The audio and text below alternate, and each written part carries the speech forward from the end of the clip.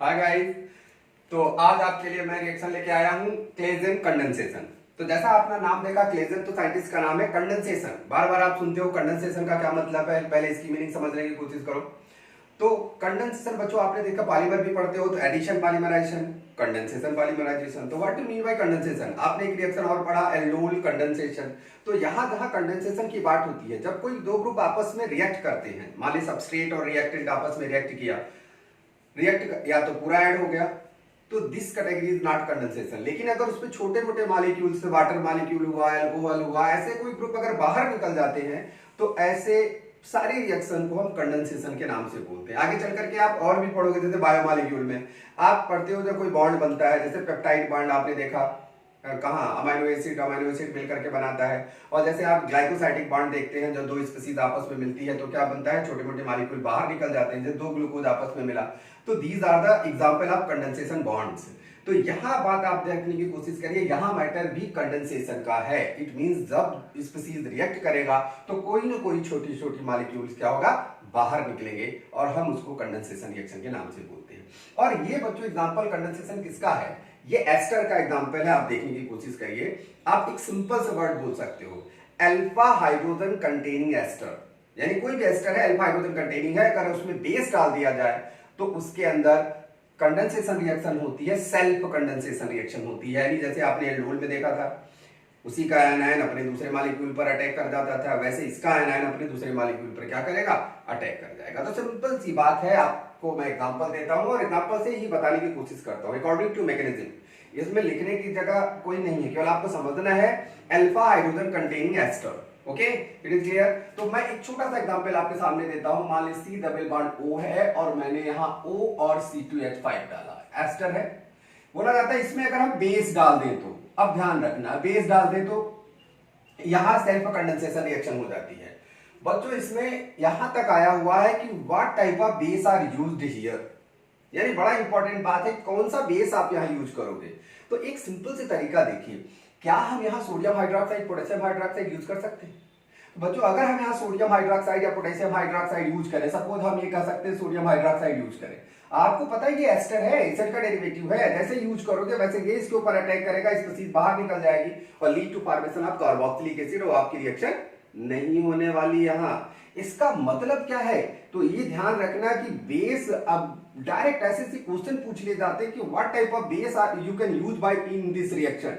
तो आप एक सिंपल सा तरीका देखिए, ऐसा बेस यूज करो जैसे हमारे सबस्ट्रेट पर कोई इफेक्ट न पड़ने पाए, उसका जो बेसिक यानी जो एस्टर है वो एस्टर ही रहे, उसमें कोई गड़बड़ी न आने पाए। हमारा पर्पस है उसका अल्फा हाइड्रोजन निकालना, न कि हमारा पर्पस है यहाँ सब्स्टिट्यूशन रिएक्शन कराना। बात समझते ना? तो बेस कौन सा यूज करोगे तो कोई फर्क नहीं पड़ेगा। देखिए बच्चों C2H5 अगर ONA, अगर हम सोडियम हाइड्रोक्साइड यहाँ यूज कर लें और ये क्या करेगा, अल्फा पोजीशन, यही तो बात हो रही है, अल्फा हाइड्रोजन कंटेनिंग एस्टर। तो अल्फा हाइड्रोजन कंटेनिंग एस्टर ये है, और इसमें अगर मान लीजिए हम C2H5 ये अटैक करें तो ये एनायन बनाएगा यहाँ। अब आपके दिमाग पे लग रहा है कि जैसे सोडियम हाइड्रोक्साइड पोटेशियम हाइड्रोक्साइड लिया तो क्या अटैक कर गया, OH यहाँ अटैक कर जाएगा। कि क्या ये यहाँ अटैक नहीं करेगा, क्रॉस स्टेरिफिकेशन नहीं होगा। तो क्रॉस स्टेरिफिकेशन बच्चों तब हमको पता चलेगा जब यहां दूसरा कोई अल्कोहल यूज किया जाए, एल्कोक्साइड। अगर हम इसको यूज करेंगे, सपोज अगर ये यहां अटैक भी कर गया, तो बाहर निकल गया, तो स्पीशीज वही का वही बन जाएगा। There are no chance of cross esterification, it means species पर कोई फर्क पड़ने वाला नहीं है, इसीलिए हम ये बेस यूज करेंगे। तो ध्यान रखना, इस पे क्वेश्चन पूछा जाता है what base you use in this reaction, तो आपको पता है एस्टर में जो ये ग्रुप लगा होगा उसी को बेस हम यूज करेंगे। Okay, it is clear. अब यहाँ अल्फा हाइड्रोजन बना, एनायन बन जाएगा। इट मींस क्या हुआ, इट मींस ये हुआ कि बड़ा सिंपल सा है, यहां तो बन गया एनायन और आपके पास C डबल बॉन्ड O और O C2H5 है। रिएक्शन देखो कितना सिंपल है। ये क्या करता होगा, ये इसके ऊपर अटैक किया और पोलराइजेशन हो गया। अब बना दो क्या होने वाला है, ये CH3 हुआ और C हुआ, ये O, ये नेगेटिव आया। चलिए हम इसको यहीं लगा देते हैं, ये CH2 लग गया और C डबल बॉन्ड O हो गया और O C2H5 हो गया। आपने देखा ये स्पीशीज आपके पास बन गई, कोई प्रॉब्लम नहीं है। अब अटैक यहां लगा क्या है, लगा है OC2H5 लगा हुआ, ये ध्यान रखना। और ये बात ध्यान रखना है हमारी रिएक्शन रिवर्सिबल है, ये रिवर्सिबल है, इसमें कोई गड़बड़ी नहीं करने की कोशिश करिएगा। क्योंकि ये वो वापस भी जाता रहेगा, आता भी रहेगा जाता भी रहेगा। तो ये रिवर्सिबल रिएक्शंस की कहानी है, ये ध्यान रखने की कोशिश करिए। अब ये स्पीसीज बन गया, ये कोई स्टेबल स्पीसीज तो है नहीं, और आपने बेस यूज किया, कोई एचायन तो कहीं से आया नहीं, आया तो वो एल्कोहल बन गया। और अगर यहाँ OH बन जाएगा तो 2 इलेक्ट्रोनेगेटिव एक कार्बन पे एग्जिस्ट करना है नहीं, तो क्या करेगा, ये यहाँ आता है और ये ग्रुप क्या होगा, बाहर निकल जाता है। आपके सामने दिखाई दे रहा है, ये ग्रुप निकल गया बाहर। अब आपके पास क्या बचा बच्चों, अब आपके पास जो बचा वो बचा CH3 बना, C डबल बॉन्ड O बना, और ये CH2 बना और C डबल बॉन्ड O और OC2H5, ये आपके पास बच गया। ध्यान रखना रिएक्शन ये भी रिवर्सिबल है, यानी पूरा स्टेप ही रिवर्सिबल है, ये ध्यान रखने की कोशिश करो। अब बात ये आती है कि ये रिएक्शन इस डायरेक्शन में कम जाती है, बैकवर्ड डायरेक्शन में ज्यादा आती है। और भी आपने देखा बेसिक मीडियम यूज है, बेसिक मीडियम यूज है तो एनायन बन जाएगा। आप सोचो यहाँ एनायन बनेगा तो कौन सा कार्बोनिल ज्यादा रिएक्टिव है, ये कार्बोनिल ज्यादा रिएक्टिव है, तो इसमें क्या इनोलेट आयन बनता रहेगा। अब इनोलेट इतना स्टेबल है नहीं, क्योंकि इनोलेट बन जाएगा तो अगर यहाँ हाइड्रोजन बॉन्डिंग के चांस होते तो बात भी समझ में आती। तो कहने का मतलब हमारा यहाँ एनायन बन जाएगा और सोडियम का साल्ट है। तो ये कैसे रिएक्शन फॉरवर्ड को ज्यादा फेवर करे, ऐसे केस में आप सोचो ये बेस में यहाँ एनायन बन जाता है। और बच्चों ये चीज आपको ध्यान देना है कि जो से CH3 C double bond O है, और यहां अगर हम यहां कहें CH एनायन बन गया और C double bond O and OC2H5 आपके पास है, ये स्पीसीज है। और ये जो सोडियम प्रेजेंट है, ये सोडियम का साल्ट बनेगा।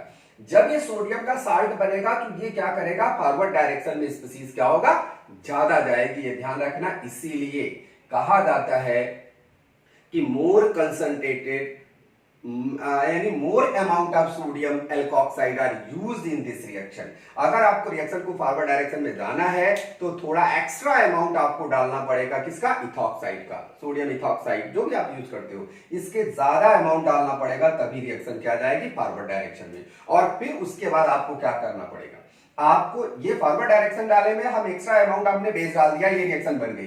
अब आपको बनाना क्या है, प्रोडक्ट क्या बनेगा, प्रोडक्ट तो यही बनेगा। अब आप इसमें क्या यूज करते हो, एसिड वगैरह यूज करते हो, बहुत ज्यादा एसिटिक एसिड, बहुत ज्यादा एसिड वर्ड नहीं यूज करेंगे, एसिटिक एसिड आप यूज करोगे और आपके पास बच्चों प्रोडक्ट बनेगा CH3 C double bond O, CH2 C double bond O and OC2H5 बना। और ये हमारा है फंक्शनल ग्रुप, आप देख रहे हो, ये अल्फा पोजीशन, ये हमारा बीटा पोजीशन। तो प्रोडक्ट क्या बनता है बच्चों, beta keto ester is form. देखा आपने। तो यहां इस रिएक्शन में मैं क्या बताना चाह रहा हूं कि अल्फा हाइड्रोजन कंटेनिंग कोई एस्टर है, उसमें अगर हम बेस डाल देते हैं, बेस आपको ध्यान देना पड़ेगा, बेस डाल देते हैं, थोड़ा ज्यादा अमाउंट में बेस डालते हैं फॉरवर्ड डायरेक्शन में रिएक्शन ले जाने के लिए, तो उसमें जो प्रोडक्ट ओवरऑल बनता है वो क्या बनता है, बीटा कीटो एस्टर बनता है। यही है क्लेजन कंडेंसेशन। देखिए क्लेजन में कंफ्यूजन मत करना, क्लेजन सिमेट्री रिएक्शन भी होगा, क्लेजन रीअरेंजमेंट भी होगा, क्लेजन कंडेंसेशन रिएक्शन होगा। तो this is a simple Claisen condensation reaction, आपको कंफ्यूजन नहीं करना है। यहाँ ये बिल्कुल मतलब मैकेनिज्म एल्डोल टाइप होती है, मगर एल्डोल में मैटर क्या होता है, थोड़ा सा डिफरेंट है, वो कार्बोनिल कंपाउंड का स्पीसीज है, और यहाँ हमारे पास किसका, एसिडिक रिएक्शन है। Okay, it is clear. चलिए एक दो एग्जांपल हम बताते हैं आपको। तो आपने देखा बहुत सारे ऐसे आपको क्लेजन कंडेंसेशन के रिएक्शंस मिलेंगे, बहुत आसानी से आप इस रिएक्शन को कर भी सकते हैं, no problem at all, very very simple reaction. Okay, अब कभी कभी प्रॉब्लम कैसे आते हैं, जैसे मान लीजिए हमने आपको दे दिया, सपोज कोई रिएक्शन दे दिया, मान लीजिए C डबल बॉन्ड O दे दिया, C डबल बॉन्ड O दे दिया और OC2H5 दे दिया। ऐसे भी कभी क्वेश्चन पूछे जाते हैं। OC2H5 बच्चों ये कंपाउंड का क्या नाम होगा, ये हमारे पास क्या था, कार्बोनेट था, एथाइल लग गया। भाई अगर कार्बोनेट देखो क्या होता है, कार्बोनेट का नाम, एक नेगेटिव यहाँ एक नेगेटिव यहाँ, हमने यहाँ दोनों जगह R लगा दिया, R लगा दिया, तो आप इसका नाम क्या बोल सकते हो बच्चों, इसको बोल सकते हो डाइएथाइल कार्बोनेट बोल सकते हो, कोई दिक्कत नहीं, कार्बोनेट बोल सकते हो। इसमें मान लीजिए हमने किसी का रिएक्शन कराया, C6H5 कराया, CH2 कराया, और मान लो एस्टर लगा दिया, कोई OC2H5 भी लगा दिया, कोई प्रॉब्लम नहीं, आप लगा दो एस्टर। अब इसमें देखो दो दो अल्फा हाइड्रोजन है, अगर यहाँ दो अल्फा हाइड्रोजन है, आपको लगता है यार 2 बार कंडेंसेशन हो सकता है क्या, 3 बार कंडेंसेशन हो सकता है क्या, तो चलिए हम थोड़ा ट्राई करते हैं। और यहाँ भी स्पीसीज देखो, आपने बेस डाला, और अभी आपको पता होना चाहिए हम बेस क्या यूज करेंगे, कोई कंफ्यूजन नहीं करिएगा। Why this base are use मैंने आपको बताया अभी। अब ये एनायन यहां बनेगा, एनायन इसके ऊपर अटैक करेगा, पोलराइजेशन होगा। अब जैसे नॉर्मल कंडीशन में जाएगा, एक तो गया तो आपके पास स्पीसीज क्या बना, CCH5 बना, CH बना बच्चों। ये चलो इसको हम यहां लिख देते हैं, COOC2H5 यहां लिख देते हैं, और यहां जुड़ गया, ये जुड़ गया। जब ये बाहर निकल गया तो ये बचा ना इतनी पोर्शन, तो ये पोर्शन जो बचा तो ये भी COO क्या हो गया, C2H5 हो गया, ये स्पीसीज बन गया।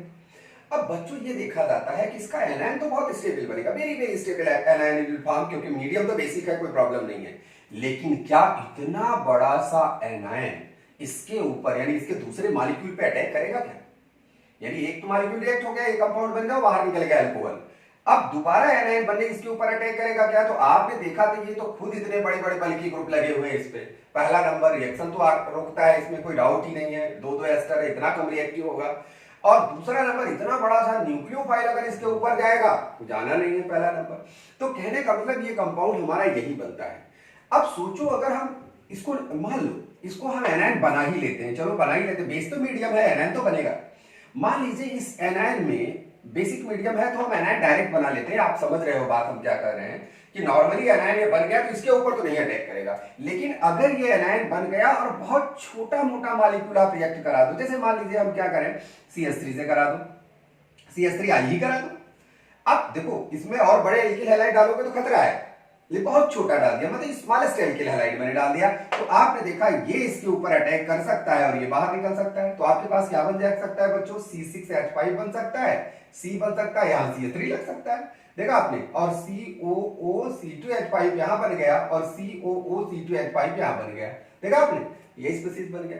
और अगर बच्चों इसकी हाइड्रोलिसिस कर दे तो क्या बनेगा, अगर हम इसमें पानी डाल दें, इसकी हाइड्रोलिसिस कर दें, मान लीजिए वाटर, तो आपको पता है ये एस्टर है, ये भी कार्बोक्सिलिक एसिड में कन्वर्ट हो जाएगा, ये एस्टर है, ये भी कार्बोक्सिलिक एसिड में कन्वर्ट हो जाएगा, तो दोनों कार्बोक्सिलिक एसिड में कन्वर्ट हो गया। तो क्या बनेगा बच्चों, हम यहां बता सकते हैं आपको, तो यहां बन गया C6H5 बन गया, और C है, यहां CH3 है, और एक एसिड बच्चों यहां बन जाएगा, दूसरी एसिड यहां बनेगी, हाइड्रोलिसिस हो गया, दो अल्कोहल मॉलिक्यूल बाहर निकल गए। और आपको पहले से पता है बच्चों क्या, अगर किसी डाई कार्बोक्सिलिक एसिड को हीट करते हैं तो effect of heat on di carboxylic acid, आपने देखा 1,2 डाई कार्बोक्सिलिक एसिड और 1,3 डाई कार्बोक्सिलिक एसिड को हीट करने पे क्या होता है बच्चों, कार्बन डाइऑक्साइड बाहर निकलेगा। और अगर ये स्पीसीज से कार्बन डाइऑक्साइड बाहर निकला तो हाइड्रोजन यहां आएगा और आपके पास यहां C6 है, H5 हो गया, और CO हो जाएगा, ये CH3 यही है, और ये CH हो गया, COOH, ये एसिड बन गया, देखा। तो एक सिंपल सी तरीके से आप ये देख सकते हैं क्लेजन कंडेंसेशन, बहुत बड़ी बात नहीं है, क्लेजन कंडेंसेशन है। और इसमें एक रिएक्शन और आती है, ध्यान रखना कि अगर ये तो इंटरमॉलिक्यूलर था, आपके सामने दिखाई दे रहा, अगर ये इंट्रामॉलिक्यूलर होगा तो उसका नाम चेंज हो जाएगा बच्चों, उसको हम आपको डिकमान कंडेंसेशन के नाम से बोलते हैं, उसको हम दूसरी रिएक्शन में आपको बताएंगे, तो वहां साइक्लाइजेशन होता है, ये चीज आपको ध्यान रखना। तो इन पे बहुत आसानी से आप देखिए सिंपल सी रिएक्शन आती है, और ढेर सारे कंडेंसेशन टाइप के रिएक्शंस है, ध्यान रखना। और वो भी जैसे मैंने आपको बताया, आपको ऐसे कंडेंसेशन में जहां एनायन का केस है, जहां एनायन बनता है और एनायन न्यूक्लियोफाइल बनेगा और अपने ही स्पीसीज पर क्या करता है, जाकर के फ्रेश स्पीसीज पर जिसका एनायन अभी नहीं बना है उसी पे जाके अटैक कर जाएगा, और या रिएक्शन ऐसे होगी, हमारा एनायन यहां बन गया, इसके ऊपर अटैक करा। मैक्सिमम केसेस में आपको ये दिए जाते हैं बच्चों, क्या दिए जाते हैं, C6H5 दिया जाएगा, C डबल बॉन्ड और OC2H5 का एस्टर दिया जाएगा। अगर बच्चों ऐसा एस्टर दे दिया तो आपको तो पहले पता है यार, इधर तो कोई एनायन बनने का कोई फैशन ही नहीं, दूर दूर तक कोई अल्फाइड उधर नहीं है। इसका मतलब अगर हमने इस स्पीसीज से इसकी जगह पर अगर हम ये डाल दें तो यहां भी एनायन बनने का कोई चांस नहीं था, यहां भी एनायन बनने का कोई चांस नहीं। तो ज्यादातर क्वेश्चन बच्चों या तो सेल्फ कंडेंसेशन करा दिया, और या अगर क्रॉस कराने की कोशिश किया, दो एस्टर अगर अलग अलग रहेंगे तो एक एस्टर ऐसा देते हैं कि जिसका एनायन बनने का कोई चांस ही ना हो, there are no chance to formation of anion, no any more anion is form. तो यहां आप बहुत आसानी से आप यहां समझ सकते हैं और बहुत आसानी से इस रिएक्शन को आप देख सकते हैं। Okay, it is clear.